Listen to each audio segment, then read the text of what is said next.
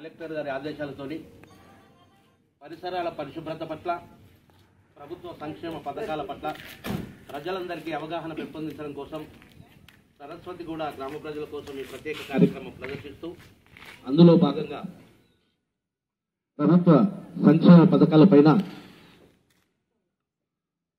సందమామతో ఈ పథకాలన్నింటినీ వివరిస్తూ ప్రభుత్వ పథకాలు వచ్చే సందమామ అనే పల్లవితో చక్కని పాట.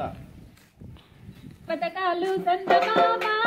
పల్లె పల్లె చేరవచ్చి సందమామ సంక్షేమ